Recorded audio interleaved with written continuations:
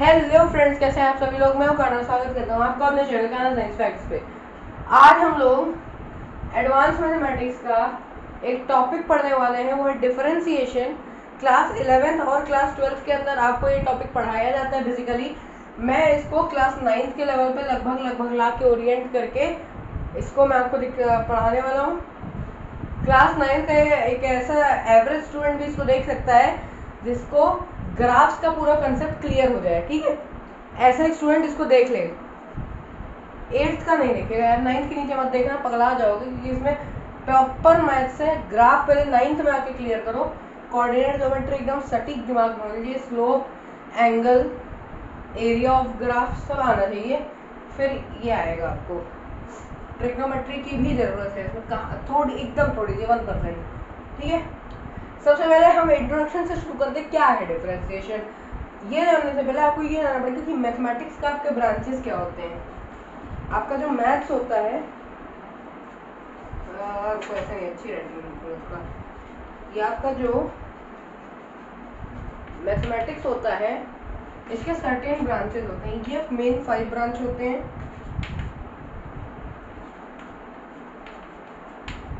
Arithmetic,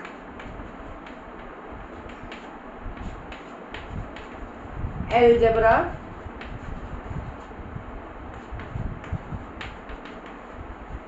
geometry,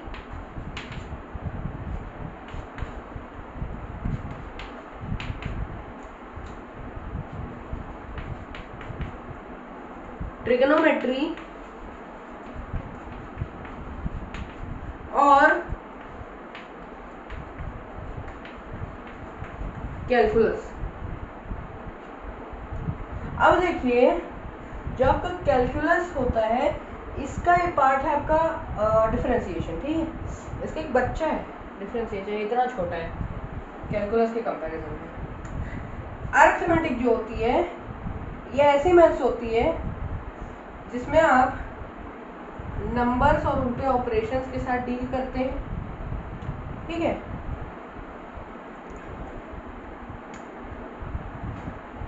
algebra ऐसी maths होती है जिसमें आप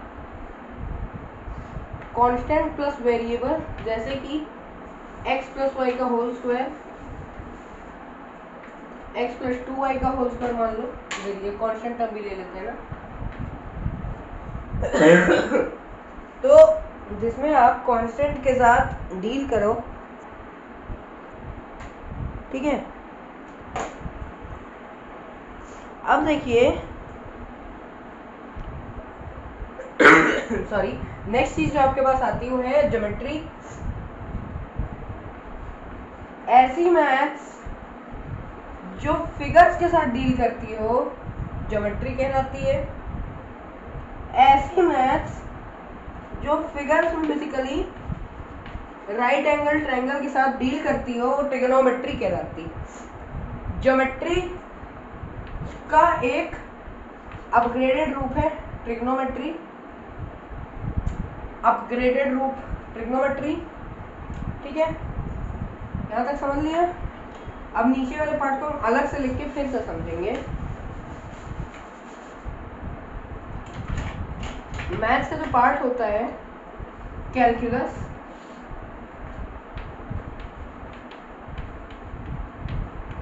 इसके सब पार्ट्स होते हैं, मेन 2 होते हैं, इंटीग्रल और डेरिवेटिव। इंटीग्रल और डेरिवेटिव। इंटीग्रल ऐसा कैलकुलस जो 2 फंक्शंस को जब आप इंटीग्रेट करते हैं उसके साथ एक्शंस परफॉर्म करने में डील करें वो integral. Derivative is what we are going to study today, differentiation. तो डेरिवेटिव जो है ये भी कैलकुलस का टाइप है। ये जो है ये प्योरली चेंज के बारे में ही बात करता है, सीधा सीधा चेंज। तो कैलकुलस मैथ्स की एक ऐसी ब्रांच है हम बोलते हैं जो कि चेंज के बारे में बात करती है। कैलकुलस का एक और नाम होता है, एक्चुअली इसका पूरा नाम होता है, सॉरी, पूरा नाम इसका होता है इनफाइनाइटसिमल कैलकुलस। आप विकिपीडिया पे अगर देखेंगे तो इसका आपका नाम मिलेगा इनफाइनाइटसिमल कैलकुलस। इनफाइनाइटसिमल कैलकुलस क्यों बोलते हैं? ये ऐसी चीज़ों के बारे में बात भी करता है जिनकी वैल्यू इन्फिनिटी तक जाती है। कई बार इंटीग्रेशन का जब आप क्वेश्चन लगाते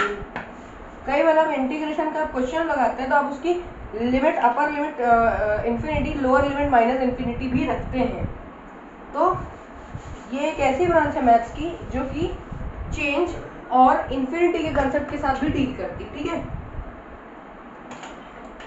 अब देखिए अगली चीज जो हमारे पास आएगी वो है मेन हमारा आज का टॉपिक है डिफरेंशिएशन। अब मैं इसकी हेडिंग डाल देता हूँ, DIFFEREN।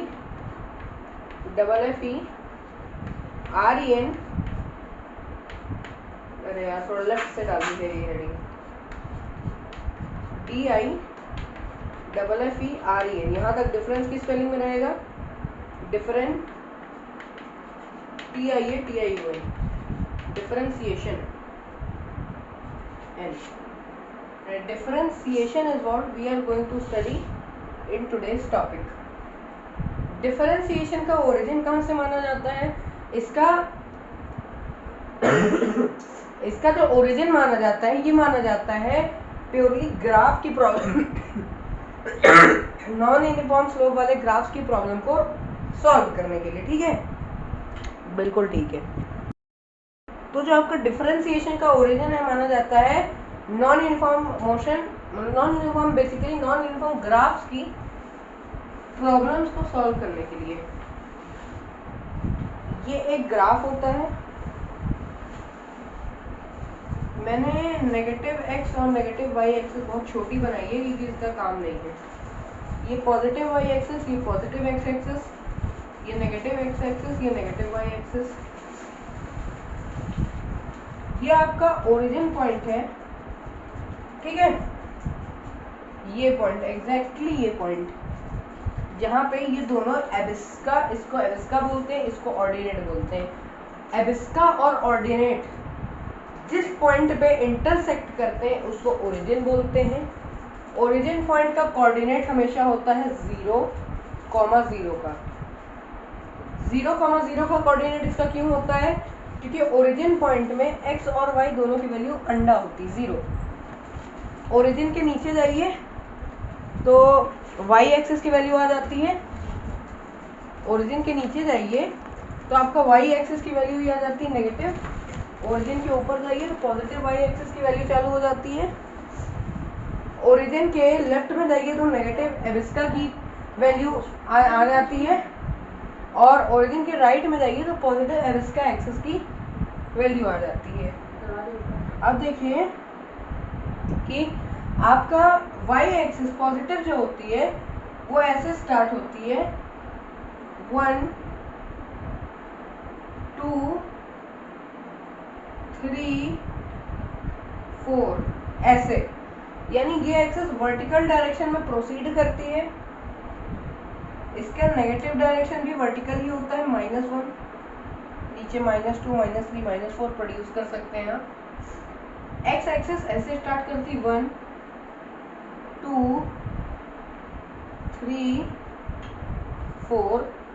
X axis horizontal direction में प्रोसीड करती है, इसका नेगेटिव डायरेक्शन लेफ्ट में नेगेटिव में प्रोसीड करता है, -1 है, -1। ठीक है, अब मान लीजिए इस ग्राफ में मैंने आपको एक डेटा दे दिया। ठीक है, यहाँ मैं लिख देता हूँ डिस्टेंस, यहाँ मैं लिख देता हूँ टाइम। अब मैं डेटा देना शुरू करता हूँ 1, 2, 3, 4 ब्लॉक आ गए हमारे पास, 4 नंबर थे हमारे पास। तो पहले हम यूनिफॉर्म ग्राफ से मैं आपको कुछ चीजें समझाना चाहता हूँ। ठीक है, 1 मिनट।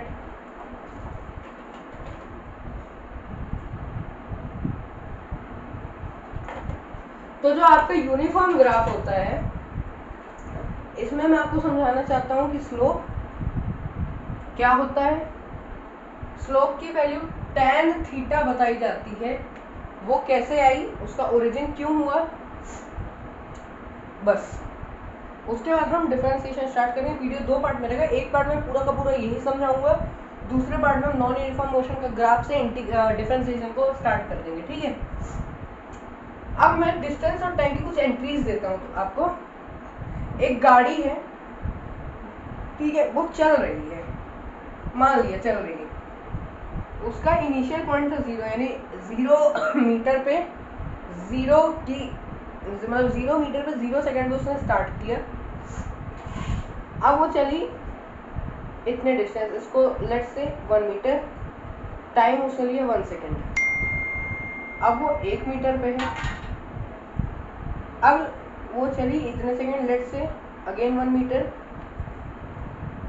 अगेन उसने लिया 1 सेकंड, फिर वो इतना डिस्टेंस चली, this will be of course 1 metre, time will be again 1 second. एक और मीटर वो चली, डिस्टेंस 1 मीटर, 3 तक गई 2 से। एक और मीटर वो चली,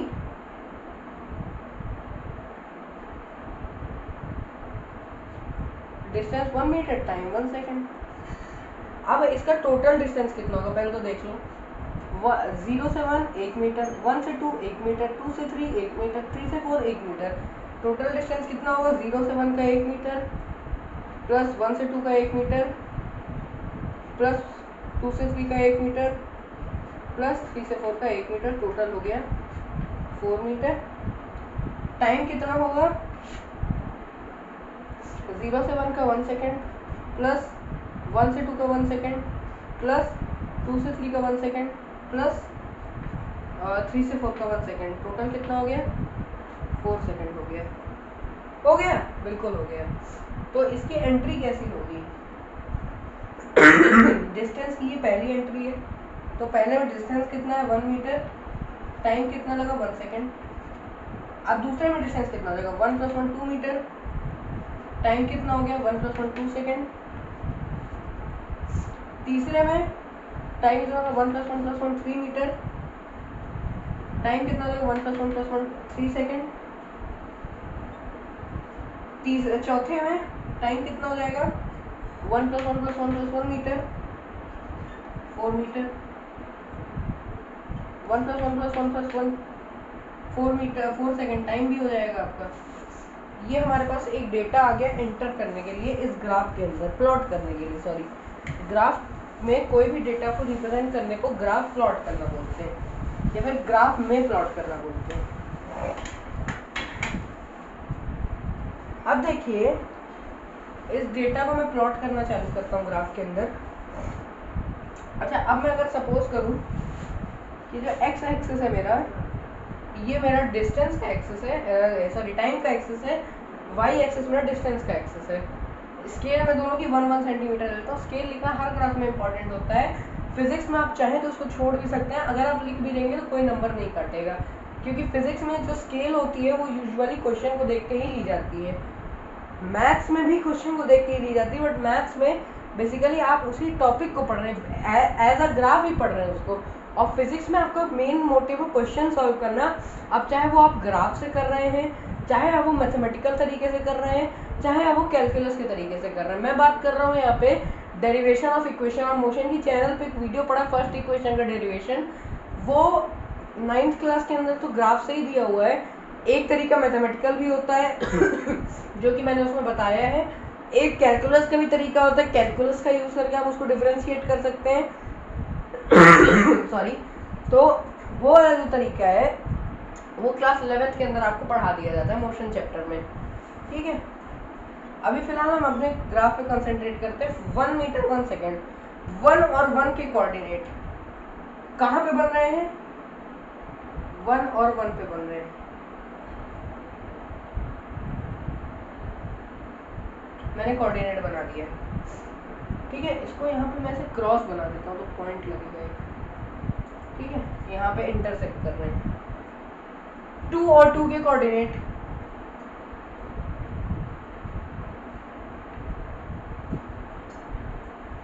और 2 के कोऑर्डिनेट, इसको मैं 2 को थोड़ा यहाँ कर दूंगा, ये यहाँ इंटरसेक्ट हो रहे हैं। 3 और 3 के कोऑर्डिनेट, 3 और 3 मैं जो 2 2 1 1 3 3 बोलता जा रहा हूँ, इसका अर्थ है 2 metre 2 second, 3 metre 3 second, 1 metre 1 second, etcetera. फिर 4 4 के कोऑर्डिनेट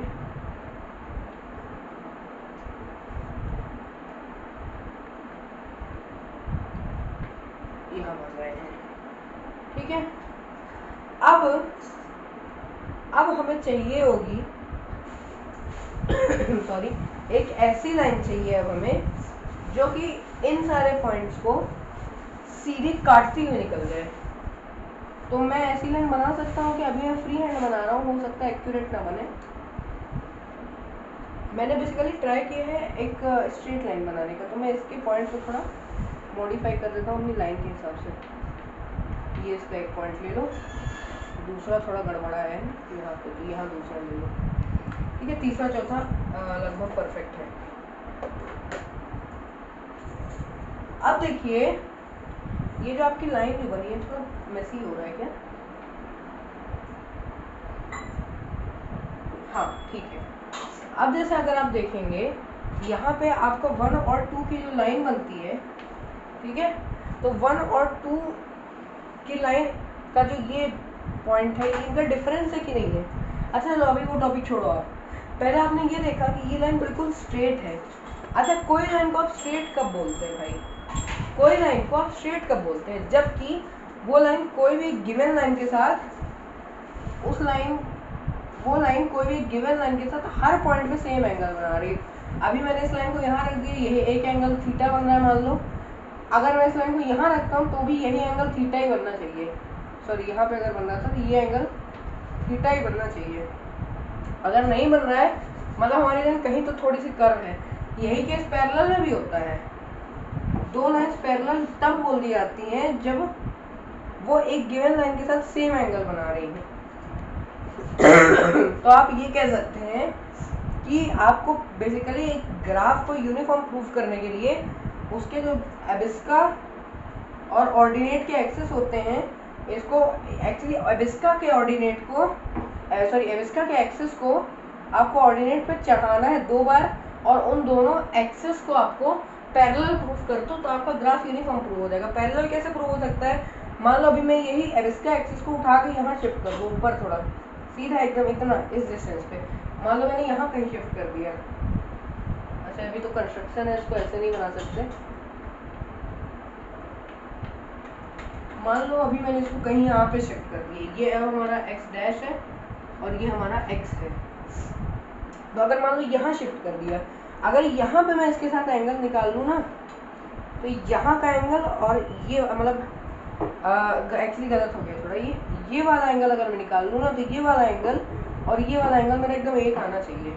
अगर नहीं आ रहा है इसका मतलब है कि ये जो लाइन है ये स्ट्रेट नहीं है। ये कौन सी लाइन? ये वाली, ये जैसे 0 से 1 1 से 2 ऐसे जाती जा रही है, और ये एक्चुअली डायगोनल जो लाइन है इसका मतलब ये स्ट्रेट नहीं है। अगर ये पैरेलल नहीं है x और y तो, सॉरी दोनों एबिस्का एक्सिस को, एक मान लो एक एबिस्का 1 है और एक एबिस्का 2 है, तो we have to prove that एबिस्का 1 इज पैरेलल टू एबिस्का 2, ठीक है। अब एक चीज़ ये हो गई। दूसरी चीज़ इस ग्राफ में, अब मैं इस ग्राफ को दोबारा से कंस्ट्रक्ट करूँगा एक बार, ठीक है भाई। इसको अब मैं इसी ग्राफ को, सेम ग्राफ को एक और बार कंस्ट्रक्ट करूँगा। मैं डिफरेंशिएशन की हेडिंग बता दे रहा हूँ। मैं आप लोगों से एक रिक्वेस्ट करूँगा कि आप लोग मेरे साथ साथ इस चीज़ को अपनी कॉपी में बनाते रहेंगे जो अब मैं बना रहा हूँ। पहले का ना भी बनाओ तो चलेगा। अब मैं इस ग्राफ को बहुत बारीकी से कंस्ट्रक्ट करना पड़ेगा।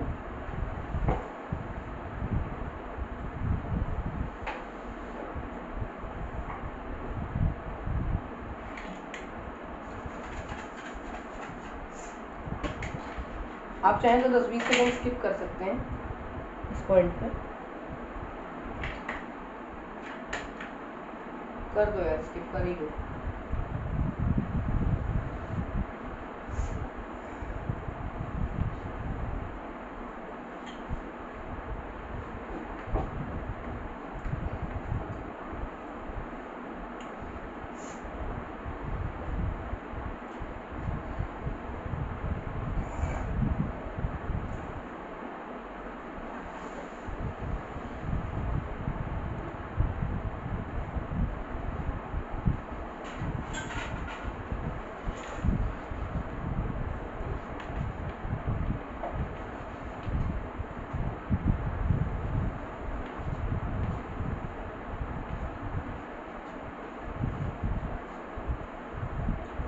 देखिए यहाँ पे आपने क्या देखा, हमारी लाइन स्ट्रेट बन रही है कि नहीं बन रही। देखो ये पॉइंट पे, चाहे ये पॉइंट पे देख लो, ये पॉइंट पे देख लो हमारी एविस्का एक्सिस इस लाइन के साथ सेम ही एंगल बनाएगी, चाहे इसको उठा के कितना में मैं ऊपर चढ़ा दूं, ये बनाएगी यार सेम ही एंगल।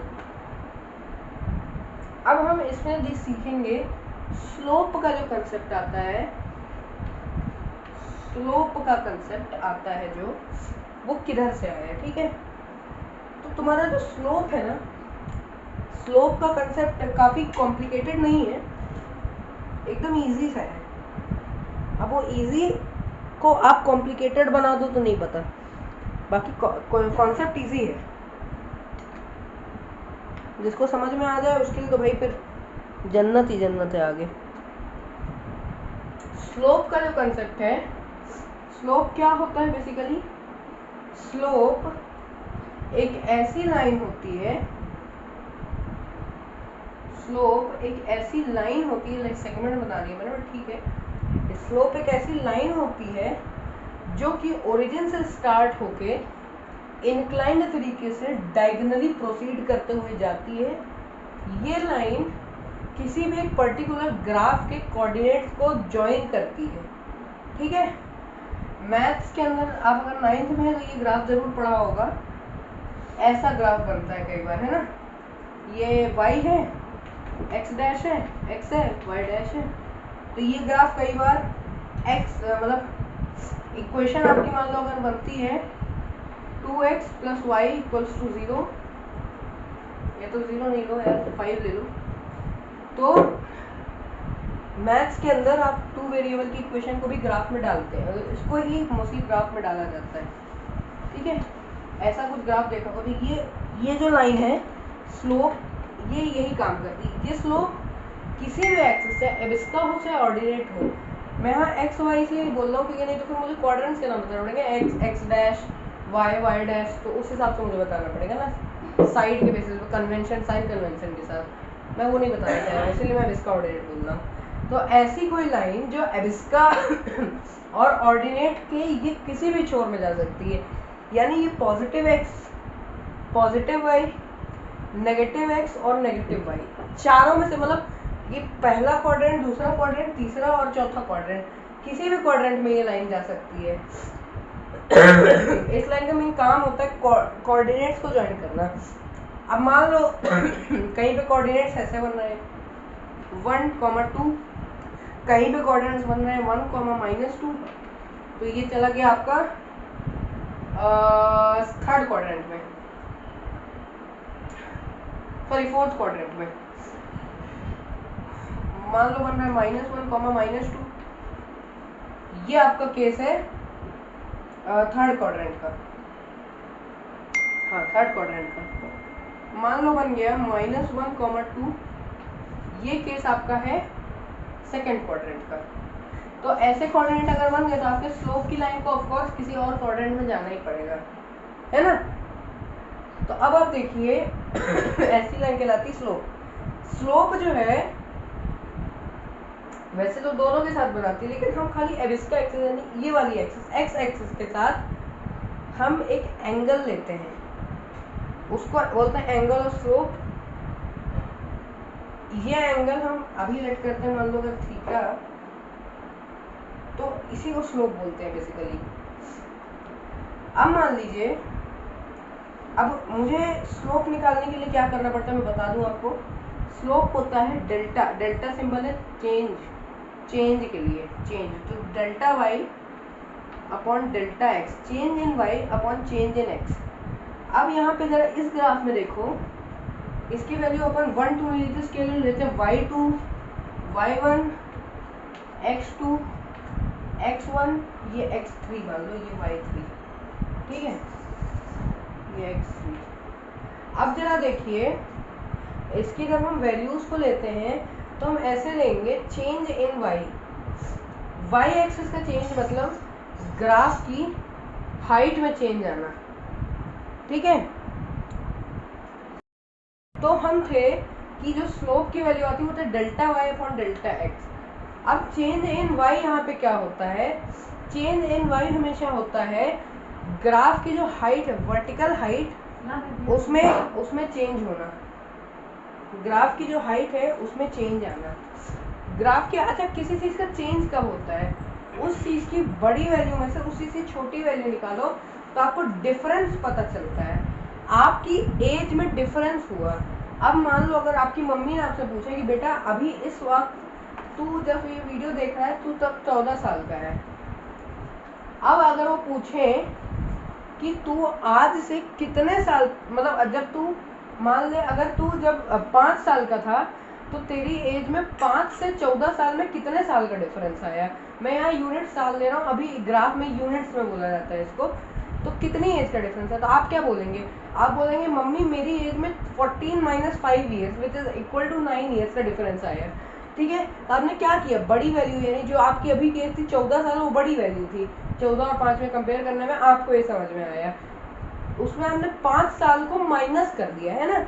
आप हमेशा चेंज निकालने के लिए बड़ी वैल्यू में से छोटी वैल्यू को सब्ट्रैक्ट कर देते हैं। यहाँ पे बड़ी वैल्यू कौन सी है, y1 और y2 में बड़ी कौन सी है, अरे ऑफ कोर्स जो वैल्यू ऊपर होगी, क्योंकि y की हाइट बढ़ रही है ना।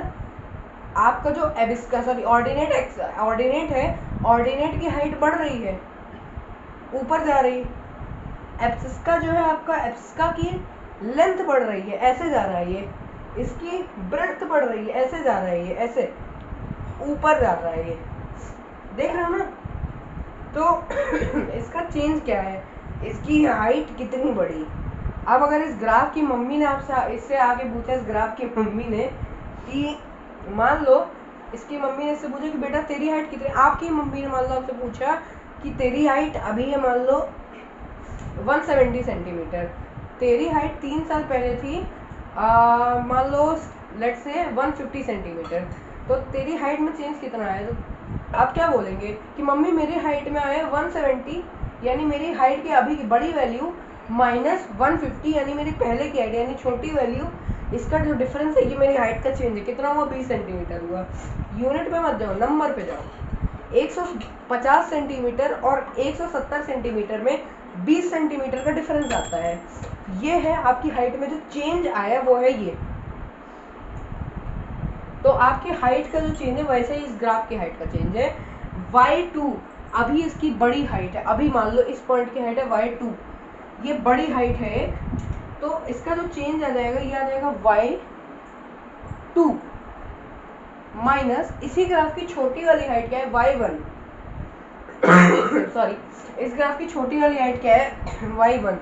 अब y1 इससे सब्ट्रैक्ट करेंगे तो आपको क्या मिलेगा, इन दोनों की हाइट का चेंज, मतलब इस ग्राफ की हाइट अभी मान लो 150 सेंटीमीटर है, अब इसकी हाइट हो गई 170 सेंटीमीटर, तो ये 20 सेंटीमीटर आपको 170 माइनस 150 करके मिलेगा, तो ये रहेगा y2 माइनस y1। तो ये चेंज इन y है, y की हाइट में यानी y में चेंज है। सेम तरीके से आपका x का भी चेंज आएगा। अब आपने y का चेंज कहाँ से लिया, आपको कोऑर्डिनेट भैया चेंज नहीं करना है। कोऑर्डिनेट में अगर आपकी वैल्यू x1 y1 दी है तो आपको हाइट की तो और आपने अगर हाइट की वैल्यू 1 से लेना चालू करिए, और तो चूंकि आपको कोऑर्डिनेट में x1 y1 दिया है, तो आप इसमें x की लेंथ की जो एबिस्का की लेंथ है उसकी वैल्यू भी आप 1 से लेना शुरू करेंगे, यानी 1 से 2 तक वैल्यू जाएगी।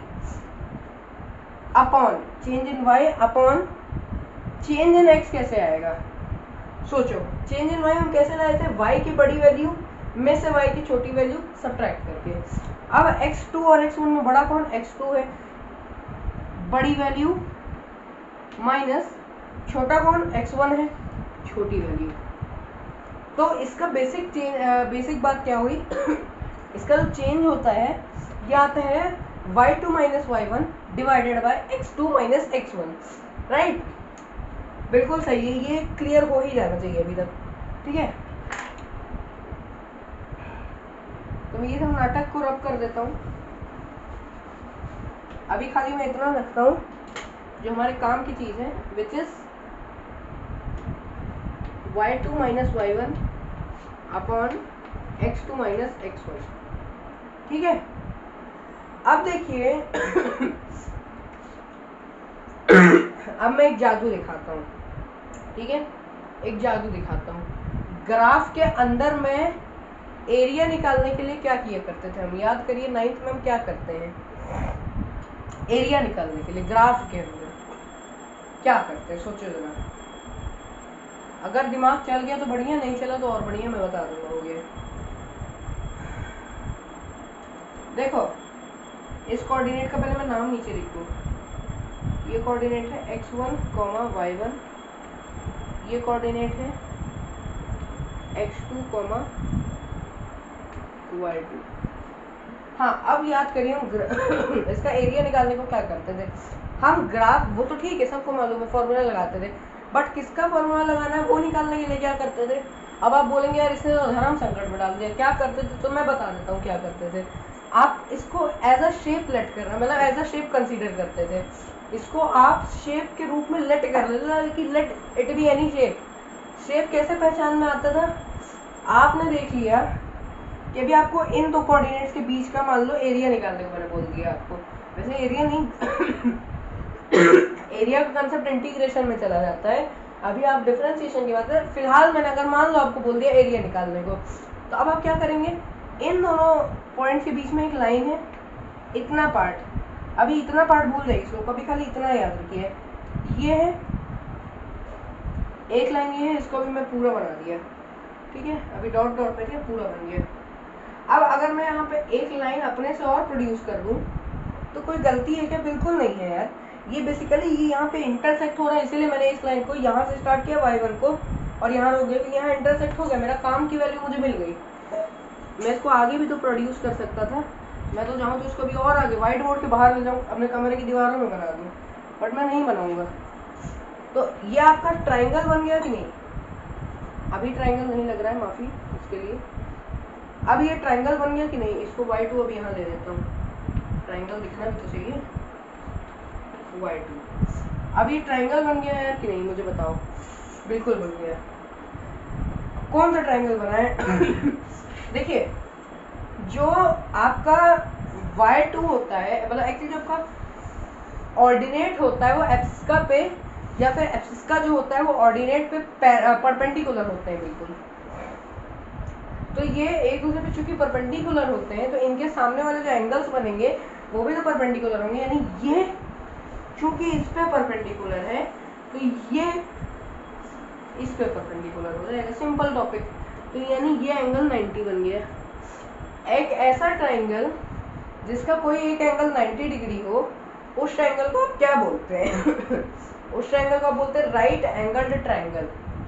अब अगर एज अ मैथमेटिक्स और फिजिक्स स्टूडेंट, जब भी आपके दिमाग में, जब भी आपके कान में राइट ट्राइंगल नाम जाए, आपके दिमाग में ट्रिग्नोमेट्री और पाइथागोरस थ्योरम नाम की दो चीजें कूद जानी चाहिए, ठीक है ठीक है।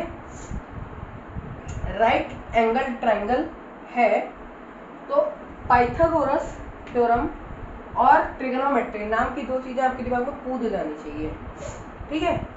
अब देखो चेंज इन y क्या है, ये वैल्यूज को मैं थोड़ा यहाँ लिख दूँ आपके इंस्टेंस के लिए, सामने लिख देता हूँ y2, ये है y1, ये है x2 और ये कौन सी है, ये है x1।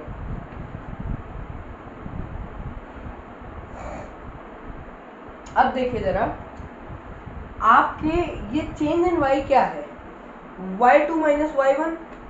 इस ट्राइंगल के रिस्पेक्ट में ये किस लाइन की लेंथ है, ट्राइंगल राइट एंगल ट्राइंगल में फिर तीन साइड होते हैं एच, पी और बी, हाइपोटेन्यूज, परपेंडिकुलर और बेस।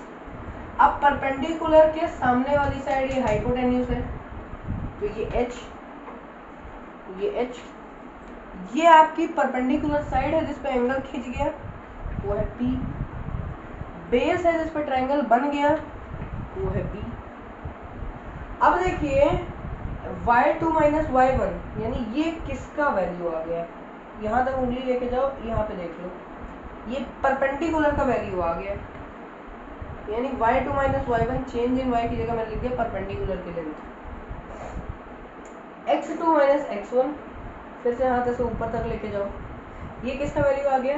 अरे यार ये तो बेस का वैल्यू आ गया, तो इसको हमने लिख दिया बेस। चेंज इन एक्स को हमने लिख दिया बेस, यानी ये और कुछ नहीं है, ये और कुछ नहीं है, ये change in Y upon change in X, ये delta Y upon delta X ही लिखा है, बस एक नए फॉर्म में लिखा है।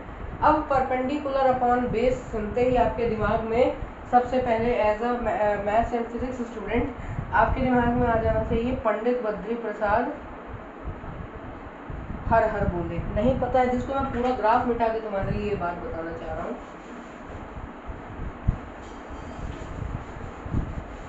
अच्छा, ये ट्रिग्नोमेट्री के रेशियो की वैल्यू जो है, एक्चुअली वैल्यू नहीं, वैल्यू तो होती है साइन 60√3/2 वैसा, ये आप ट्रिग्नोमेट्री के रेशियो याद करने को रख सकते हैं।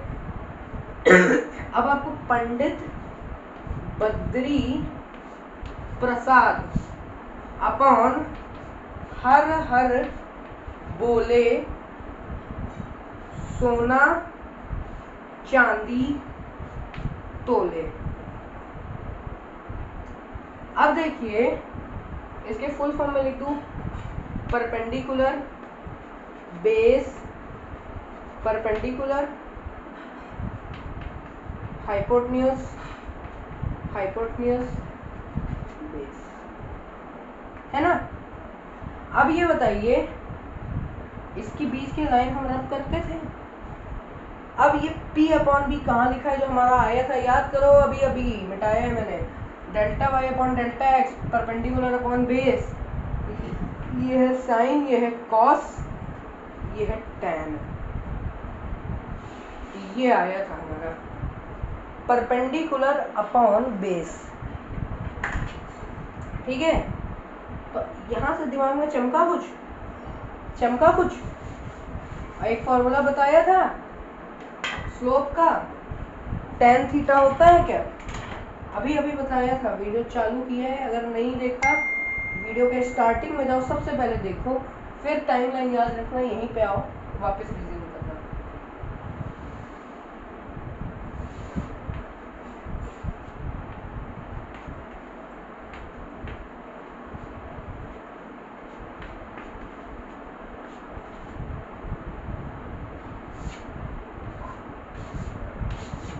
ठीक है, तो ये आपको दिमाग में चमका होगा कि y2 minus y perpendicular divided by base जब हमने किया तो ये आया tan थीटा।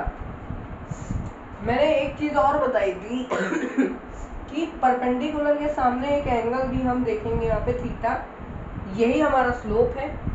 तो अब हम क्या बोल सकते हैं कुल मिला के कि जो स्लोप होता है किसी ग्राफ का, वो उस ग्राफ की स्लोप वाली लाइन के द्वारा एब्सिस्का एक्सिस यानी एक्स एक्सिस के साथ बनाया हुआ एंगल जो होता है tan थीटा, एक्चुअली थीटा, उस एंगल का tan थीटा निकालने में जो हमारे पास वैल्यू आती है उस ग्राफ की स्लोप होती है। क्लियर है? उस ग्राफ की स्लोप क्या होगी? इस ग्राफ के स्लोप की जो लाइन बनेगी, देख लो, मैं एक बार वापस बताऊं, इस ग्राफ के, ये ग्राफ है, इसके स्लोप की जो लाइन बनेगी, ये चूंकि एब्सिस्का एक्सिस के साथ एक एंगल बनाएगी थीटा, इस थीटा का सॉरी tan थीटा निकालने में जो आंसर आता है वो इस ग्राफ का स्लोप है, यानी स्लोप ऑफ ग्राफ क्या होता है? tan थीटा भी होता है। ये tan थीटा से जाने कितनी चीजें सॉल्व हो गई हैं, इसी की वजह से बच्चे आज के ज़माने में डिफरेंशिएशन नाम का टॉपिक पढ़ पा रहे हैं। इस tan थीटा ने ग्राफ की जिंदगी बदली थी। ये जो tan थीटा जो ट्रिग्नोमेट्री का रेशियो लगता है बस मात्र सुनने में, लेकिन ये जो tan थीटा है इसका स्लोप के फील्ड में बहुत इंपॉर्टेंस है। मतलब इससे आपके स्लोप्स की वैल्यू आ जाती है यार, इससे ज़्यादा इंसान को क्या चाहिए जीवन में? स्लोप की वैल्यू आ गई बस। अब देखिए, अगर मैं अब एक आध एग्जांपल ले लेता हूँ ठीक है। अच्छा, इस लाइन का एंगल कैसे बदला जा सकता है? मान लो अब अगर मैं ये बोलूँ कि मैंने यहाँ पे ग्राफ बना दिया, इसको मैंने वैल्यूज असाइन कर दी 1 और 2, इसको 1 और 2, इसके कोऑर्डिनेट बना दिए 1 2 में, लाइन खींच दी। अब इसका एंगल मैं कैसे बदलूंगा? जब ये लाइन या तो ऐसे चले, मतलब इस उंगली से मैं समझाता हूँ, जब ये लाइन या तो ऐसे चली जाएगी या तो ऐसे चली जाएगी। ऐसे जाएगी तो इसका एंगल क्या होगा? बढ़ेगा ना। ऐसे एकदम, जब एकदम सीधी हो जाएगी तो ये परपेंडिकुलर हो जाएगा। ऐसे धीरे धीरे जब जाएगी तो इसका एंगल कम होता जाएगा और यहाँ आके लास्ट में 0 डिग्री। तो इसका एंगल मैं कैसे बदल सकता हूँ? ये 1, ये 2, ये 1, ये 2, कोऑर्डिनेट्स निकाले मैंने। इसका एंगल बदलने के लिए मैं क्या कर दूंगा? मैं इसके जो फाइनल जो इसके पॉइंट्स हैं मैं सिर्फ कोऑर्डिनेट्स में चेंज कर दूंगा। मान लो ये मैं 1 ले लूँ, अभी ये कोऑर्डिनेट 1 1 है, 1 1, मैं इसको थोड़ा ऊपर उठाने के लिए इसकी हाइट में चेंज करूंगा, तो वाई एक्सिस पे चेंज कर दूंगा। तो मैं इसको 1 से बढ़ा के 1.5 ले लूँ अगर, तो 1.5 यहाँ कहीं आएगा। अब जरा देखो, ये लाइन कुछ ऐसी आ गई, एंगल बढ़ गया। और बढ़ा दो, मैं इसको 3 ही ले लूँ मान लो सीधा, तो अब ये ग्राफ ऐसा बनेगा कुछ 1 1 2 3। अब तो ये लाइन सीधा आसमान पहुंच गई। अब ये लाइन कहाँ पहुंच गई? आसमान पहुंच गई। ये अब लाइन कहाँ रुकेगी सीधा जाके? ये लाइन रुकेगी धरती के बाहर। अब देखिए, जैसे आपकी ग्राफ लेंगे ऑलमोस्ट आसमान में ही पहुंच गई, मतलब ग्राफ का आसमान ही हुआ है यार, ये ऊपर वाई एक्सिस के टॉप ग्राफ का आसमान है। मतलब लेट कर लो, नॉर्मल शब्दों का इसलिए यूज कर रहा हूँ जिससे ये रियल लाइफ से थोड़ा रिलेटेबल लगे। हालांकि है नहीं, है ये पूरा ग्राफ पेपर का ही काम, ग्राफ है ही पेपर वर्क, ठीक है, बट रियल लाइफ के डेटा को इसमें प्लॉट किया जाता है, इसलिए रिलेटेबल लगना चाहिए। तो यहाँ तक हमारा स्लोप का कंसेप्ट है। कंक्लूजन क्या निकला? Slope of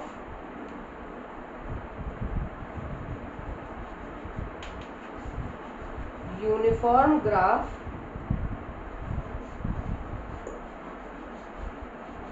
is equals to slope of uniform graph is equals to change in y divided by, तो फिर upon change in x which is equals to delta y upon delta x which is equals to y2 minus y1 upon x2 minus x1 which is equals to perpendicular upon base and which is equals to tan theta। कुल मिला के पूरे video में जितने भी मैंने आपके आधे पौन घंटे लिए उसमें मैंने आपको यही समझाने की कोशिश करी है कि ये सब डेटा आपके पास कहाँ से आएगा। मैं चाहता तो किसी ऑर्डिनरी इंसान की तरह आपको ये चीज़ 10 मिनट में समझा के निकल जाता, but as a class 9th student मैंने ये प्रॉब्लम कई बार फेस करी, तो मैंने ओवर 45 आवर्स इसी में बिताए हैं। पहले मैंने ये समझा कि ग्राफ क्या होता है, फिर मैंने ये समझा कि ग्राफ का स्लोप कैसे निकाला जाता है, फिर मैंने ये समझा कि ग्राफ का स्लोप और उसका रिलेशन डिफरेंशिएशन से क्या है, फिर मैंने ये कोई टीचर ने मुझे डायरेक्ट बताया ही नहीं कि ग्राफ का स्लोप tan थीटा क्यों माना जाता है। सब लोग को ये लगता है बच्चे बड़े हो गए tan थीटा की वैल्यू तो पढ़े ही होंगे, परपेंडिकुलर अपॉन बेस, ग्राफ पढ़ के जान लेंगे। काफ़ी सारे लोग नहीं जान पाते, मैं भी पहले नहीं जान पाया था। मैंने इस चीज़ की प्रैक्टिस कर करके मुझे ये समझ में आया कि अच्छा इसीलिए ये tan थीटा होता है, क्योंकि यहाँ पे परपेंडिकुलर अपॉन बेस का ही तो खेल है। फिर मैंने ये पढ़ा कि ये चीज़ नॉन यूनिफॉर्म मोशन के ग्राफ में क्यों नहीं होती। नॉन यूनिफॉर्म मैंने एक्चुअली फिजिक्स के एस्पेक्ट में पढ़ा, इसलिए मैंने मोशन में पढ़ा, तो मोशन नॉन यूनिफॉर्म मोशन की ग्राफ में ये चीज़ क्यों नहीं होती मैंने ये पढ़ा। उसके बाद मैंने ये पढ़ा कि अगर नहीं होती तो उसके लिए ऐसा क्या सोल्यूशन है। उसका सोल्यूशन मैं जरा सा प्री कैप दे देता हूँ आपको, जरा सा प्री कैप दूंगा, नहीं तो वीडियो बहुत लंबा हो जाएगा। मैं पता चला 2.5-3 घंटे का वीडियो हो जाएगा, इतना मैं समझाता हूँ। नॉन यूनिफॉर्म मोशन का ग्राफ कुछ ऐसा बनता है, तो इसका क्या करना है, क्यों क्योंकि इसका एंगल यहाँ पे थीटा है, यहाँ पे आप देखो बढ़ गया, यहाँ पे देखो और बढ़ गया, यहाँ पे और बढ़ गया, तो इसकी तो वैल्यू इंक्रीज हो रही, इसका तो स्लोप कांस्टेंट है ही नहीं भाई, तो इसका कोई एक स्लोप नहीं निकाल सकता। जैसे कि देखा होगा स्पीड का जब क्वेश्चन आता है तो ऐसे आता है, an object cover 1 metre in 1 second, 2 metre in 2 second, 3 metre 3 second, 4 metre 4 second, calculated speed. But एक क्वेश्चन और आता है, an object cover 1 metre in 5 second, 2 metre in 3 second, 3 metre in 5 second, 5 metre in 4 second, calculated speed. आप average speed निकालते हैं total distance divided by total time करके, तो ऐसे में भी एवरेज वैल्यू नहीं आती इसमें, इसमें आती एक्यूरेट है, बट कैलकुलस में ऐसी ही वैल्यूज आती हैं जो कि जीरो को अप्रोच कर जाए। मतलब इसमें फिर हम टेंजेंट खींचते हैं, टेंजेंट इधर खींचते हैं, टेंजेंट के 2 पॉइंट्स को इतना पास रखते हैं कि जो टेंजेंट है एक्चुअली और पास, जो टेंजेंट है इन दोनों पॉइंट्स को एटलीस्ट टच करता हो जाए। वैसे टेंजेंट ऐसी लाइन होती है जो कट करती हो जाए, हमारे लिए अभी होता है टच करती हो जाए, क्योंकि कट हम करा नहीं सकते, कट कराएंगे 2 पॉइंट को तो कभी कट कर ही नहीं पाएगी, क्योंकि ये इतना कर होता है यार। ऐसे अगर कट करेगी तो इतना अंदर से चली जाएगी, तो इतना ये इतना पार्ट तो छूट रहा है, इसका क्या है। तो अगर ऐसा कर रहे तो हम इसको इतना कम से कम करा दे कि टच तो कर ले, एक को अगर कट करे दूसरे को टच तो कर ले, कम से कम थोड़ी तो कृपा बरसा दे लाइन। अब देखिए आज के लिए तो भाई इतना ही है, इतना मैं बता दूं, इससे ज़्यादा मैं पढ़ाऊंगा नहीं। बस आज के लिए मैं जो आपको बात बताना चाहता हूँ, एक सीख जाते जाते और लेते जाओ कि कोई भी टॉपिक हो, मैं मैथ्स की बात नहीं कर रहा, मैं हर सब्जेक्ट की बात कर रहा हूँ, कोई भी टॉपिक हो आपके बनाए हुए प्रॉपर नोट्स। लोग सोचते हैं मैथ्स में क्या है यार, सवाल तो लगाने, टीप लेंगे किसी की कॉपी से, उसके बाद में देख के रट्टा मार के एग्जाम में लिखाएंगे। मैंने मान लो सवाल में कर दिया x=2 की जगह x=3, तो क्या कर लोगे, क्या कर लोगे, मेरे पे केस करोगे आके ये बुक का क्वेश्चन तो ऐसा है, तुमने ऐसा कर दिया। टीचर्स करते हैं यार, ऐसा ही होता है। कहीं पे अगर आपको सवाल डिट्टो बहुत, मैं बता रहा हूँ उसका प्रोबेबिलिटी मेरे से ले लिखवा के ले लो 0 कुछ % पे आएगी कि वही का वही क्वेश्चन टीचर उठा के दे दिया करो। टीचर बहुत ही आलसी होगा, मतलब अगर वो बेचारे टीचर ने अगर 2500 क्वेश्चन बना दिए ना बैठ के, तब जाके वो जाके किताब का क्वेश्चन बैठ के एज इट इज छाप देता है वहाँ पे। बाकी यार 6वीं क्लास के बाद आपको कहीं नहीं मिलेगा कि किताब का डिट्टो सवाल मैथ्स में उठा के दे दिया है, ठीक है। तो आप किसी को कंप्लेंट नहीं कर सकते इस बात की, ठीक है। एक चीज़ ये, दूसरी चीज़ अपने नोट्स बनाओ, तीसरी चीज़ रिवीजन करो उसका। रिवीजन में ऐसा नहीं लोगों में लगता टाइम वेस्ट है, फालतू है यार, टाइम बर्बाद होगा, नहीं, रिवीजन करो उस चीज़ का। और एक सिलेबस की जानकारी अपने दिमाग में हमेशा रखिएगा। आपका सिलेबस यहाँ तक है, आप जिस क्लास का पढ़ रहे हैं, मैं सिर्फ क्लास बता देता हूँ कि इस क्लास का पढ़ा रहा हूँ मैं, तो आप जिस क्लास का पढ़ रहे हैं वो यहाँ से यहाँ तक है। तो ये सब चीज़ें पहले दिमाग में फिट कर लो, कसम खा के बैठ जाओ कि हम उठेंगे नहीं इस चीज़ से। एक बार अगर शुरू करो ना, उसको पूरा ख़त्म करके निकलना, क्योंकि आधी पढ़ी हुई पढ़ाई क्या बोलते हैं, अधजल गगरी छलकत जाए। आधा भरा हुआ घड़ा हमेशा पकड़ पकड़ करता है। जो ज़्यादा बोल रहा हो ना आपके आसपास, समझ जाओ उसका ज्ञान आधा ही है। हो सकता है पूरा ज्ञान ही हो, लेकिन फिर उसको अपने ज्ञान में ही वो नहीं है, उसने अपना ज्ञान को ही पूरी तरह इम्प्लीमेंट नहीं किया। क्योंकि जब किसी को ज्ञान दिया जाता है तो ये भी सिखाया जाता है उसका ढिंढोरा नहीं पीटा जाता है जाके, तो उसका भी ज्ञान आधा ही है, बिना इस चीज़ को जाने उसका ज्ञान आधा है।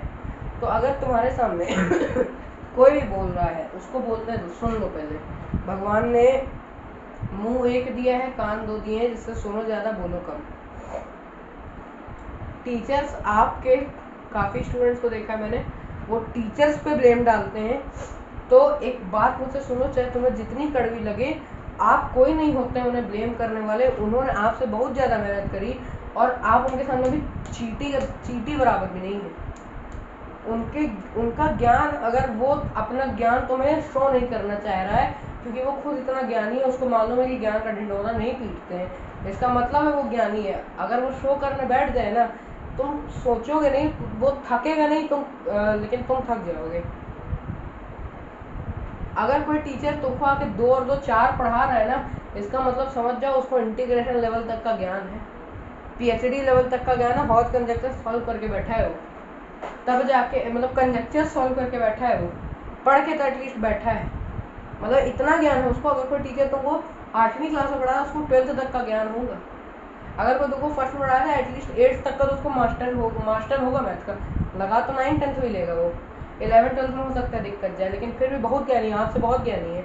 आप अगर 8th पढ़ रहे हैं ना अभी, तो अगर वो टीचर अपना ज्ञान बघाड़ना एक बार शुरू कर देना, वो खत्म नहीं होगा, लेकिन आप खत्म हो जाएंगे वहीं, आप बैठे बैठे मर जाएंगे, लेकिन वो खत्म नहीं होगा। ऐसा हाल हो जाता है। क्योंकि देखिए, आप आदमी की एक टॉलरेट करने की लिमिट होती है। जब तुम देखोगे कि उसके पास जो ज्ञान है वो तुमसे करीब 80-90% ज़्यादा है, आप सह भी नहीं पाएंगे यार, आपका दिमाग एकदम खराब हो जाएगा कि क्या हो रहा है।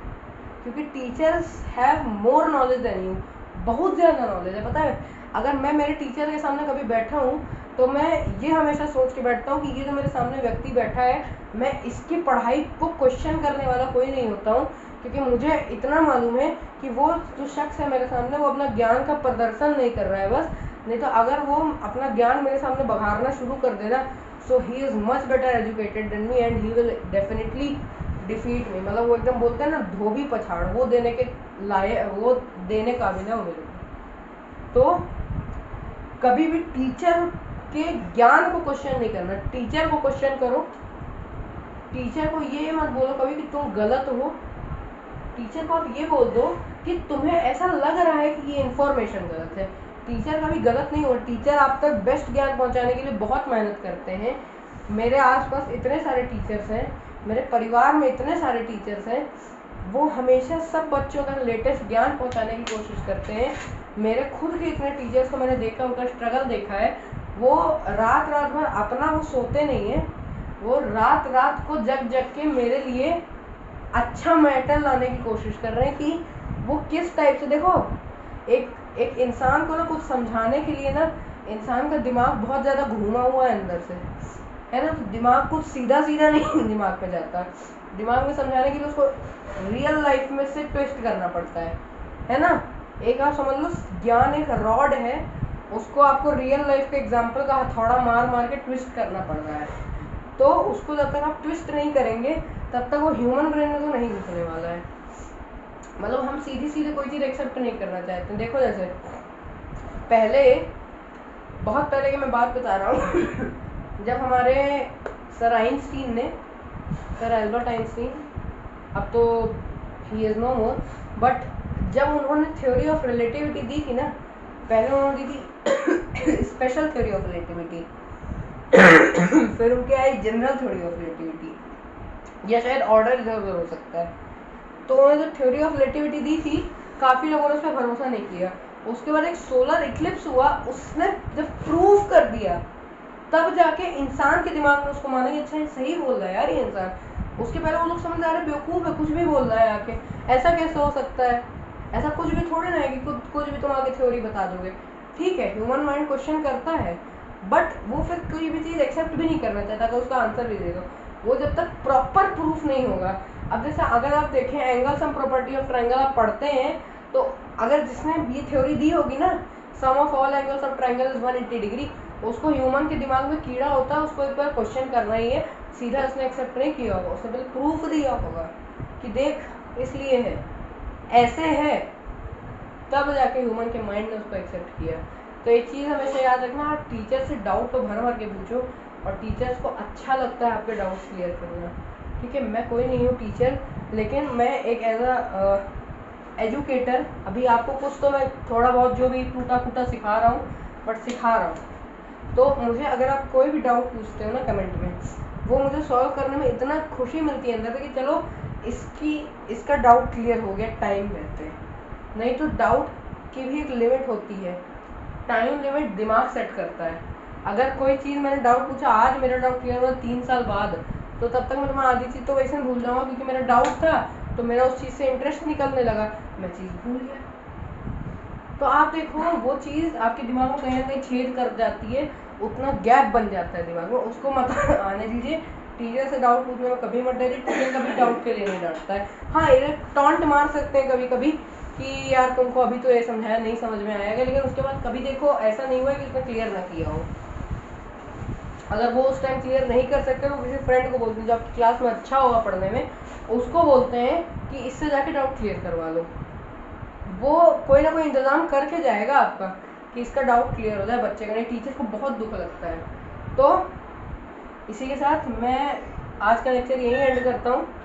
आई होप आप लोगों को वीडियो पसंद आया होगा। पसंद आया तो लाइक करो, चैनल को सब्सक्राइब करिए, वीडियो को शेयर करिए, और यार सब्सक्राइब कर दो। 600 सब्सक्राइबर करवा दो तो कम्युनिटी पोस्ट में आपके डाउट क्लियर करें। कम्युनिटी पोस्ट में प्रैक्टिस शीट डाल दिया करूँगा लिख के, फ़ोटो खींच के, नीचे के नीचे डाउट रेजोल्यूशन कमेंट कर दो। जो भी डाउट है उसकी मैं अलग से कम्युनिटी पर, देखो किसी चीज़ में वीडियो बनाना किसी चीज़ का कम्युनिटी पोस्ट बनाने से बहुत ज़्यादा मुश्किल होता है वीडियो बनाना। कम्युनिटी पोस्ट बहुत आसान है, तो वो मेरे को कर लेने दो यार, 600 करवा दो, फिर 1000 का तो गोल अपन सेट करते रहेंगे, आप करवा दोगे। तब तक के लिए सभी को बाय बाय, मिलते हैं अगली वीडियो में जहाँ मैं नॉन यूनिफॉर्म मोशन के ग्राफ से डिफरेंशिएशन समझाऊंगा। ठीक है, चलो तब तक के लिए बाय बाय।